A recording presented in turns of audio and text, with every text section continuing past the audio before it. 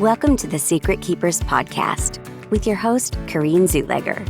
Join us as we uncover the hidden thoughts, stories, and moments that help bring light to the healing power of truth and examine how silence can affect us mentally, physically, and spiritually. We'll also share profound stories, interviews, and transformative narratives to help release ourselves from the hidden and step into healing towards inner peace, joy, and fulfillment. Now, here's your healing strategist and host, Corinne.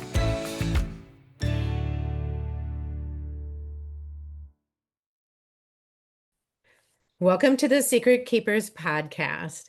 And today I'm very excited. We have Cassie Groeschl as the guest today, and she's going to tell you all about herself. Hi, everyone, and thanks, Corinne, for having me. I'm a dietitian, a busy mom of three, and a wife. And I wanted to share a little bit about my burnout story. About a couple years ago, I was working way too much, and I've always been a chronic overachiever. And I was working a full-time job as a teaching professor, and I also was consulting at nursing homes. And I was also trying to start my Wellness That Fits business, which is my current business today. And I was able to be that type of person for a while because we added one child and I could still work at night. We added two children and it was like, okay, I can still do this. I'm a little tired.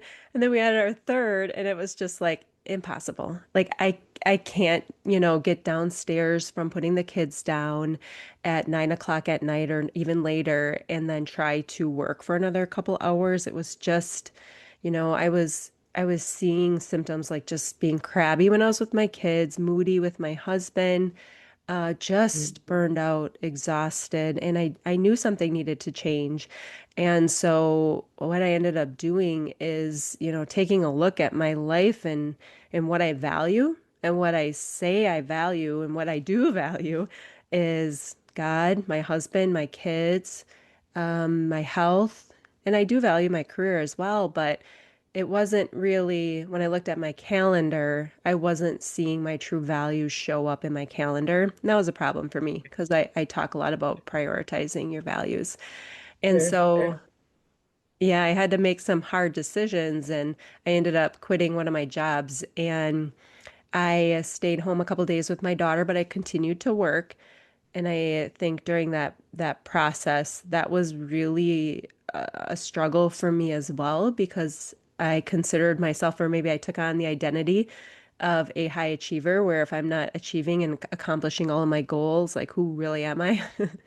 Yeah. And so, yeah, there was a lot of transitions, let's say, that has happened over the past couple years to get me where I am today. But I would Ooh. say I'm not as burned out and yeah, just happy to be a mom and wife and yeah. Well, thank you so much for sharing all that with us. And um, with the burnout story, it's this outside, right? This outside approval, outside maybe meaning that we give the thing that, right? This title that you had and you were doing all the things. Um, what it resonated with me and in very similar type of way is that we just think we could do all the things. We can't, Hmm. and there was a message, I think, throughout a period of time that as a woman, if you wanted a career and a family, that meant you had to do all of the things. And the message I received anyway was by myself. Like, Hmm. well, if you want to work outside of the home, then you got to be able to do all of the home stuff and the kid stuff and in your work thing, and you need to carry all of that. And then that was too much, right? Hmm. And so what I hear you saying is you did it and you managed it until you added the third child, and then you were like, oh, no, no, no, no, this is too much. And we we can want what we want for ourselves, but it's so different when we start to add tiny humans into the picture and the people that we love. Then you start to relook at and think, what am I doing here? right? Mhm. What's Yeah. going on? So kind of, you know, tell us a little bit more about what kind of state of mind would somebody be in? What does burnout really look like? Like you, Yeah. maybe the audience doesn't quite understand, like, how do I know I'm in a state of burnout? Yeah, I think it looks different for everybody, especially in what season of life you're in. For example, when I experienced this, it was like a year and a half out from having my last baby, and I had stopped nursing. And so there were a lot of hormonal fluctuations as well. Mhm. I had started to have a lot of anxiety.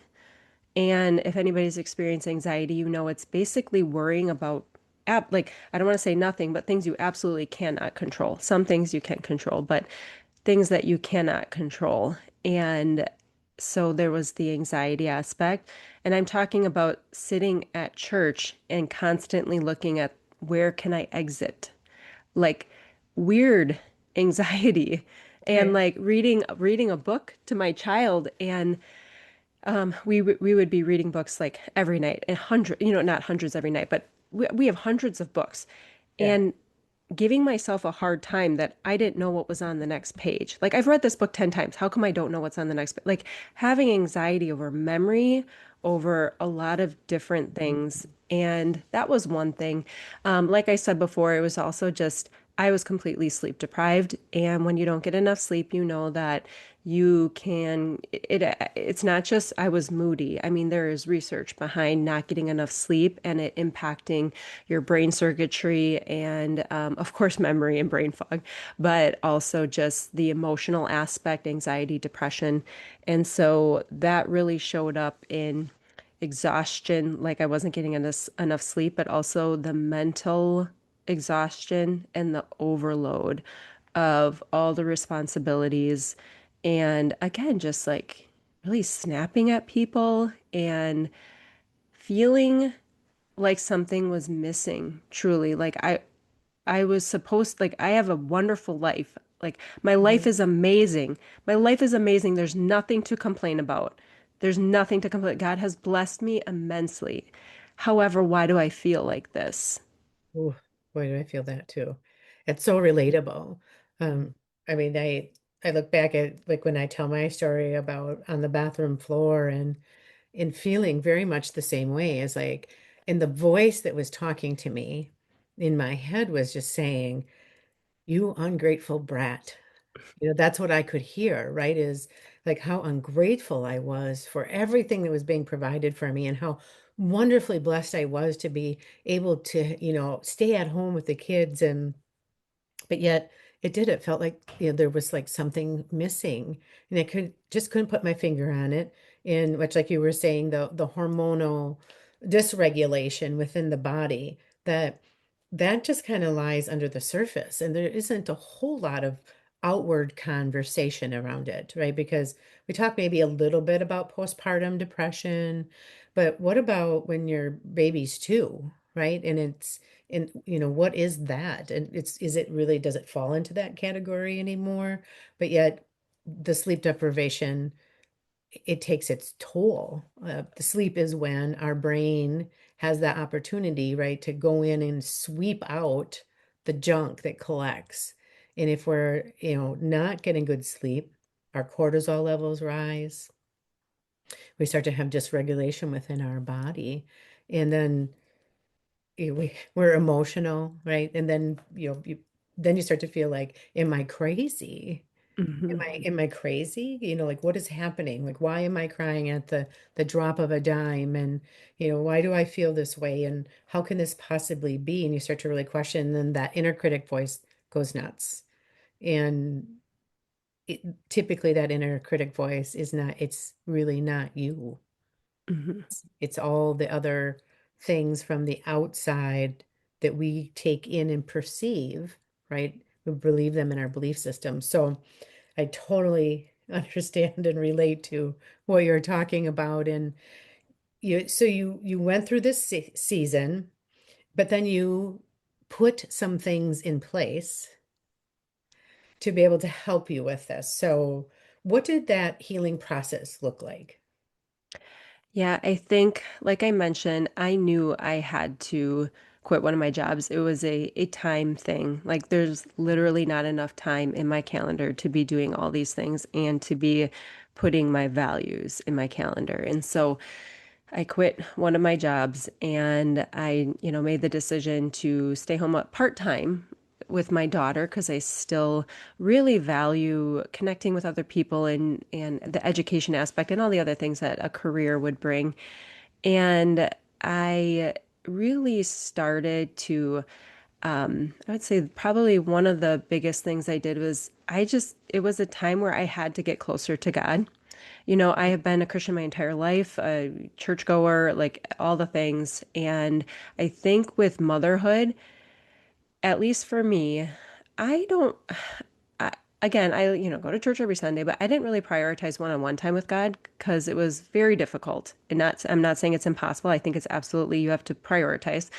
I felt like I was coming out of this hole of like babies and finally able to spend more of that one-on-one time, or I should say, make time for that one-on-one time with God. And so, I started getting more involved in my women's group. There were a couple devotional groups. My mom and sisters, we started some more devotional groups, and I just had a lot more one-on-one time. I started journaling after a retreat I hosted, which was basically all geared around this. It's like this idea that we are juggling so much in motherhood and our values showing up in our calendar. And I am like, if I'm feeling this, I'm sure there's other moms feeling this. And so I hosted a Mm, retreat a couple of years ago and also last year around this whole topic of let's audit our calendars and see how we're currently spending our time.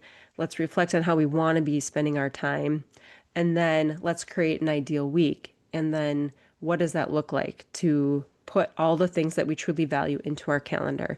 And so part of this transformation was really just like including all these little pieces of what my ideal week would look like. And it's not just like a physical calendar ideal week. It's like, who do I really want to become and be as a person and as a mom? Like, mm, I had an identity shift where my whole life I have been such a goal setter and achiever.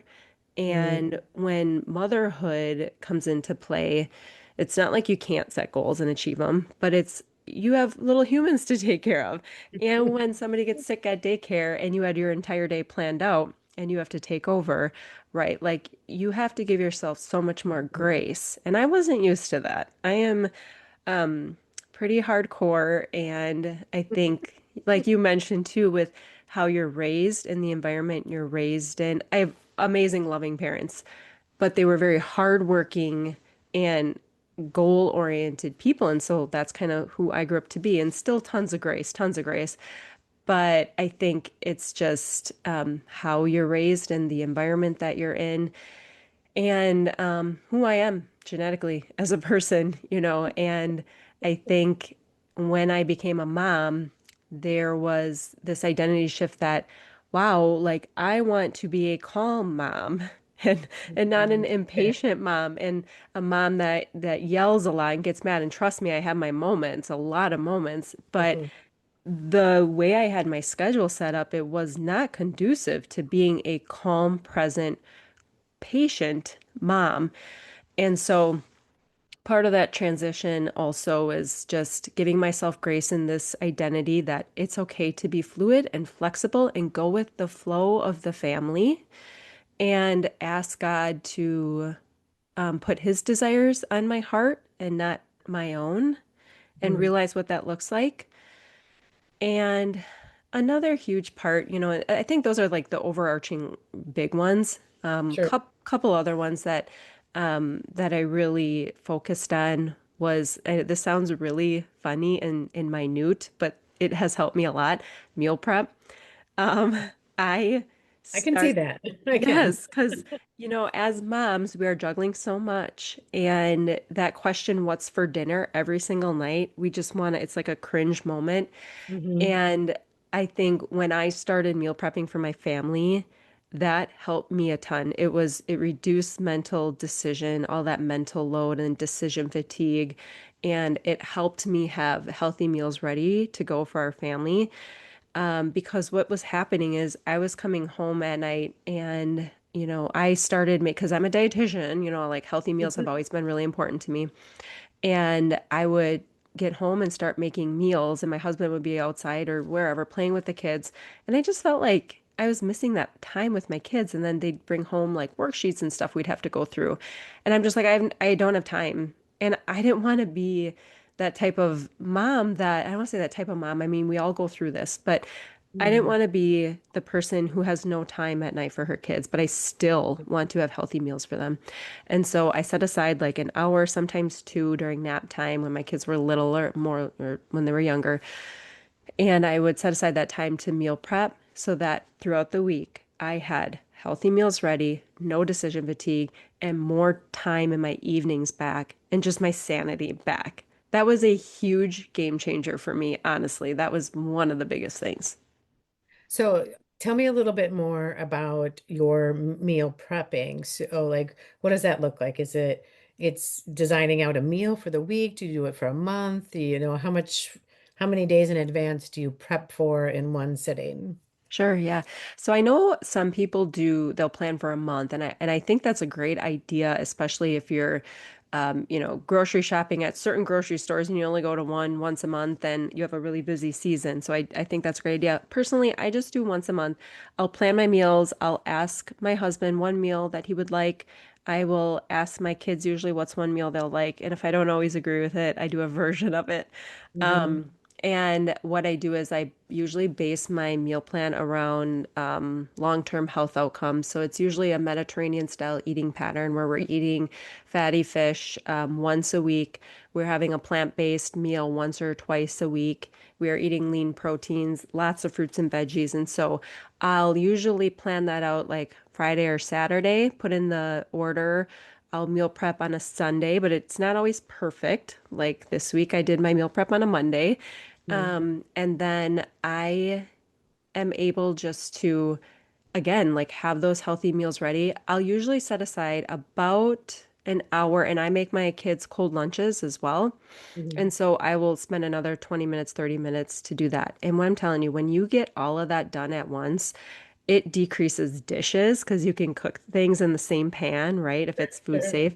And like if you get out the bread and the sandwich meat and like what I mean, we don't always do lunches like where they're sandwiches, but if you get out all of the things at once and you just do it all at once, just think about how much time that saves instead of every single night or every morning you're making, your kids' lunches. And so I think again, we juggle so much and there's so much on our minds constantly. And I think especially like in holiday seasons and other seasons, it's so important to just do a little bit of planning ahead so that we can set ourselves up for success. Again, like I think the evenings to be able to get those back as moms and be more present with our kids is so, so important to be able to like help with homework or to go play outside or to read that book. I feel Yeah. like, so I want to mention this really quick. Like I mentioned journaling before. I journal every single night.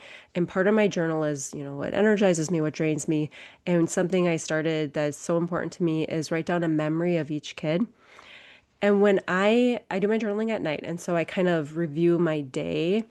And when I am focusing on that at night and thinking back to my day, how did I spend time with Brooks? How did I spend time with Emmett? And sometimes I don't have that one-on-one time with them, but it's good to have that in the forefront so that you can like see that you have either spent that time or didn't have that time. So you can go back and like the next day be like, okay, we need to have a little more one-on-one time, right? And Yeah. so overall, I just feel like that setting a little bit of time once a week, if you break it up into like maybe two parts of your week, that works. It sets you up for such success and family time and regaining your sanity. That's amazing. And what I also hear in that is, because when you're talking about your journal time, you are creating then that space for you. Um, Mhm. And when you were talking about, your husband being outside playing and you're like inside cooking and doing things, like that's that resentment that can build up. And Mhm. then over time, the resentment can turn into resistance where, now you look at him and think he gets to be the fun guy, right? And I'm missing out. And so then we start to pull away somehow, in some way. And then the next step of it could be revenge, where it's like, well, we want somebody to pay for the way I'm feeling. And then typically as women, we turn that inward, that revenge. And that revenge then manifests as something within our body because we've built up rather than say, hey, you know what? And let's meal prep together. Like let's do this together. Let's do this so that we both can have time, with the kids and get to do the fun stuff. Because as moms, we don't always want to be the the person that, makes them toe the line and, Mhm. mind their manners and all that good stuff, right? We want to be fun, Right. think Yeah. it's I, fun.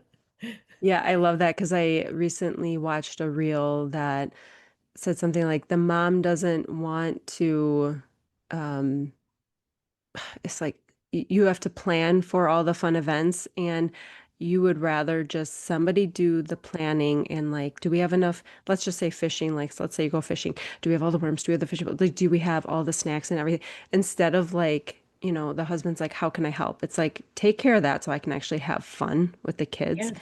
And Yes. because we do it so frequently, and the genders are different, and we have skills and abilities that are different from one another, and that's science backed. And I think to have a little break from that constant multitasking and arranging and organizing and planning is like a huge stress off of our minds. And it's so important for mom to have that little bit of not only like the self-care, but also, for example, when you said, with meal prep, let's do it together. So for our family, it could look like that, or it could look like we know I'm going to meal prep. And so for 1 hour, I'm going to meal prep and you're going to take care of the kids. And that way you still have time with the kids. But then Monday, Tuesday, Wednesday, Thursday, we're as a family Yeah. together, Yeah. And so I think setting that standard and having that conversation with your spouse or whoever and or a caregiver, right? Where you can communicate your needs and be upfront about it instead of like what you said, like sitting back here in your own mind thinking, I don't want to say woe is me, but like this is really difficult and I'm struggling and I feel like I can't share it with anybody. I feel like I have to take on the load. I am such a proponent of, and my husband is wonderful. Like he is a strong partner in helping with the kids and helping and with all the tasks and everything. And I think you have to communicate though. And what a lot of people in general, but Yeah. also women, um, generally speaking, women are a little bit more softer spoken. Not always, not in my case. But I think it's harder to voice what we really need when we feel like we need to take on everything, or we've seen, like you said, like people around us, or maybe, people who came before us, these examples that you thought they were doing it all, but we also didn't see what was behind it. Like Right. we didn't see the behind the scenes. I have to share this story. My grandma, who recently passed, she had 6 kids in basically like 7 or 8 years. So like one right after the other. Yeah. And my cousin had asked Grandma, how did you do that? Because like we have like 3 kids and we're like struggling. And she's like, I would go outside on the porch and scream as loud as I could every single day. And it's like, you need to hear those stories because as women, we can get on that comparison cycle and that wheel of we see it on social media, these perfect families and they're homeschooling and they're doing this perfect routine. And here we are thinking we're struggling, we're the only ones, and we're not. We're No, absolutely not. it's such a I call it like smoke it, right? Smoke and mirror show, right? Because it's like there is no perfect, right? There's that illusion of perfect. And everybody's got stuff within their families. We all do. And I can remember as a young mom, we baptized our daughter when she was a little older and she was already walking. And so she's up at the front and She gets down, she crawls down the stairs and she starts to crawl under the pews. And I'm mortified, like the tears are just coming. And one of the ladies from church came up and afterwards and just said, "Oh, honey, like we've all been here before. And if anybody's judging, it's the ones that don't have kids because every mama sitting in here has had something." And then she proceeded to tell me a story about how her son crawled under the pews and then got stuck between this woman's legs. Like her body froze because she was afraid. And so, she was just trying to make me feel better. And we need that. And I think there's that right in that connection with other women, with other mothers, like you were saying, to hear the things that, like you're not alone. You're not alone in being burnt out. You're not alone in desiring to want to have more connection time with your kids that isn't involving, did you do your homework? Did you clean your room? Did you brush your teeth? Like we want to be fun too. Um, and it's all part of it. And then also at the end of the day, still being able to have time to connect as a couple. Hmm. So very important for your children to see you and your husband have a connection as well. Yeah. Yeah. That I will say that's um in our society, it seems like a lot of times kids come first, always. Mm. And they have a lot of schedules, and sometimes it's parents wanting, truly wanting the best for their kids and wanting them to succeed and to fit in and to excel. And I think, and honestly, more research is coming out around this, is that when we're putting our kids in, and I don't want to say putting our kids in a lot of events, but oftentimes we as parents, we're setting the boundaries, right? Mhm. Oftentimes when we're putting them in so many different events and things, it creates a lot of stress and pressure on the kids. And we Mhm. think it's a good thing that they're getting to experience all this. And then what happens is we are running ourselves ragged. And I talk because I see this, and I still have Sure. young kids. So they're in a few events, but they're not in tons of stuff yet. But I see it and I hear it in that the parents are running themselves ragged and they don't even have that time because there's no time. There's no time on their Right. schedule or their calendar. Mhm. And sometimes we have to say no to some of those things to be more Absolutely. present with our families and with our spouse. Yeah. So, to your point with the spouse, you know, having a date night, even if it's once a month, that's something that we really strive toward. I know some families do weekly, and that's amazing. We're not quite there yet, but Mm. yeah. And then it's hard when you have, you're putting kids down at, like, for me, it's like by the time I get downstairs, it's like 9:30. And then trying to have that connection time with your spouse, it can be really difficult. So I think setting aside some pockets of time or date night or Mhm. um, creating a night where you do have a little bit of wiggle room.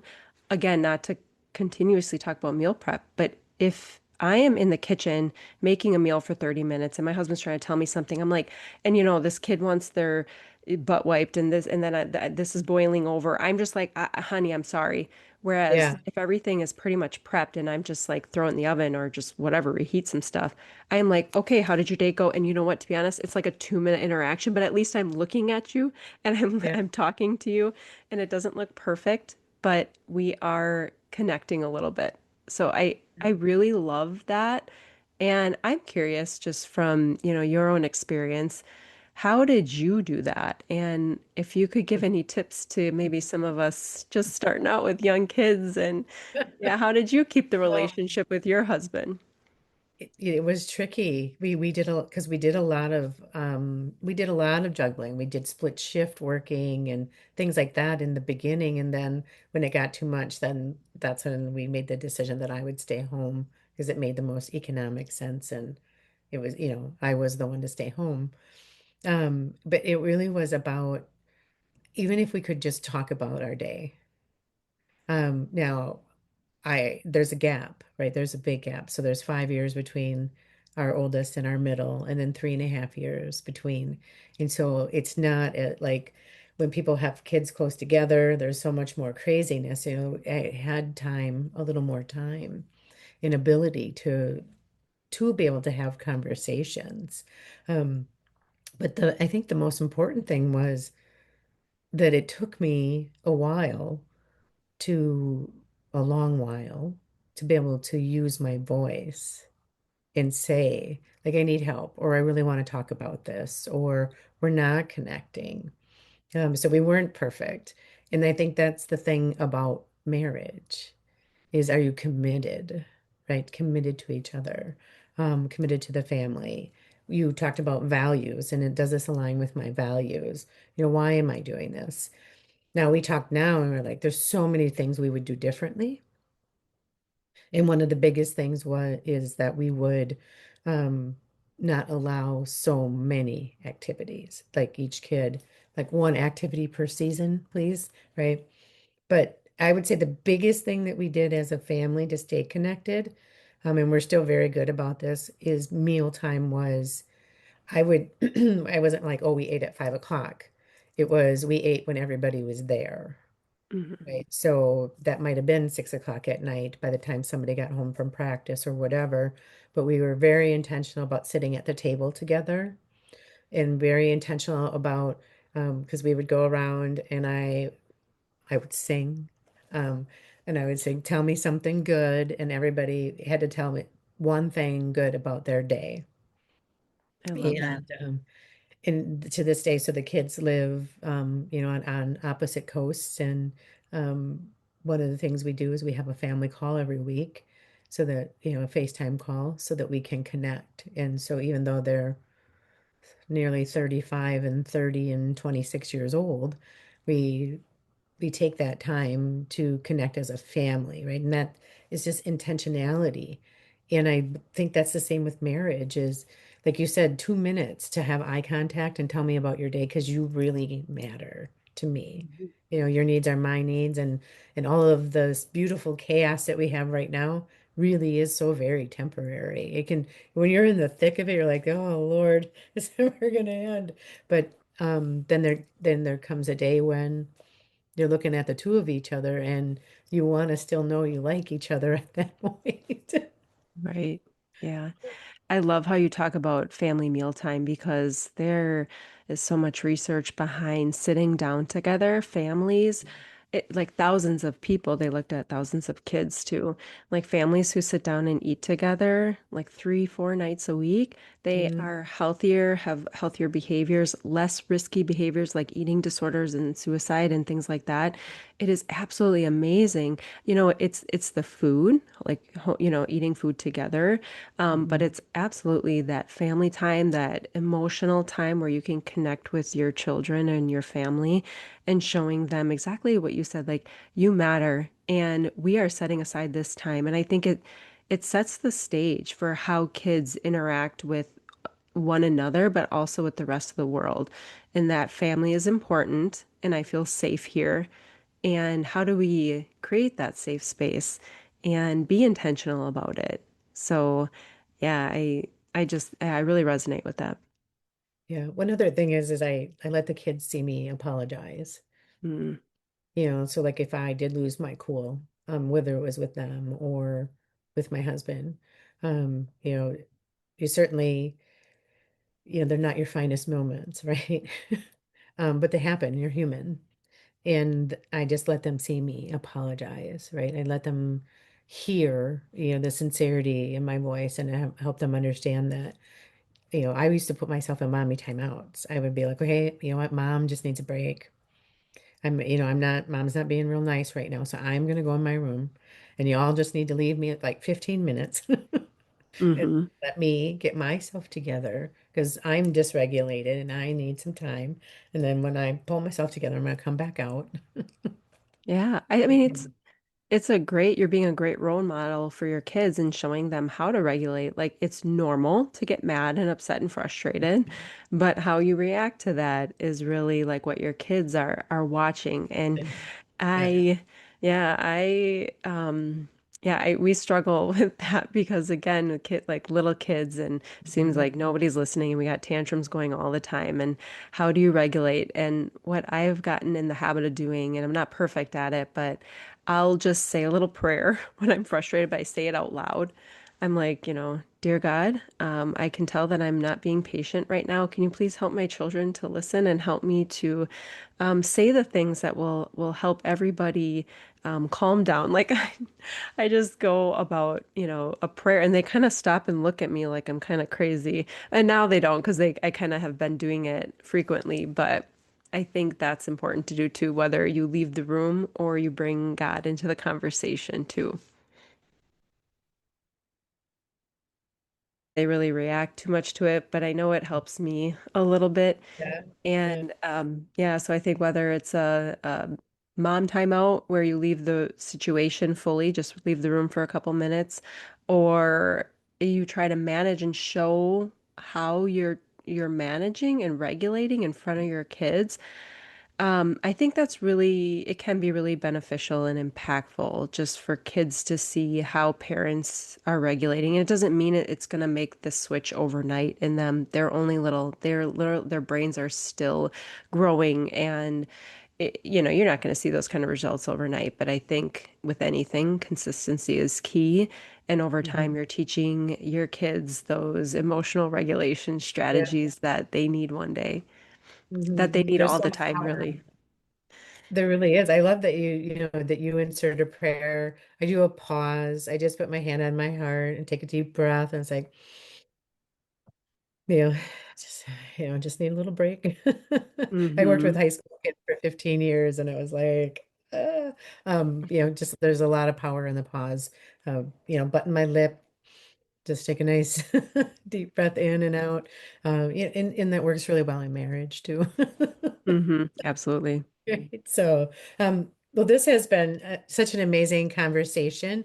Um, if the audience, I always ask my guests to share one golden nugget of knowledge. So when you look at everything that you've learned so far, um, what's your like golden nugget of wisdom that you would like the audience to leave with today? I think start today and start small. So, whatever is going on in your life, it doesn't need to be this entire life overhaul. It could literally be reach out to one person. It could be start one thing this week that's going to help regulate, whether it's through your health or picking up a Bible or moving your body, whatever it might be, just start today. I think we're all just a lot of women are perfectionists, and I think having that mindset of, okay, I'm going to start Monday and these are all the things that are going to change in my life. That is so unsustainable and unrealistic. So Agree. one little thing right now, start it today. Oh, beautiful. I love that. Because that is sustainable, right? It's what can I Mhm. do? One action. I love that. Thank you. And if somebody in the audience wants to reach out to you, how can they find you? Sure, I'm on Instagram at wellness that fits, or you could email me if you have any questions, Cassie, Cassie, at wellness that fits. And I have a Facebook group as well, Wellness That Fits community. Perfect. Well, thank you so much for being a guest on the Secret Keepers podcast. Thanks so much for having me.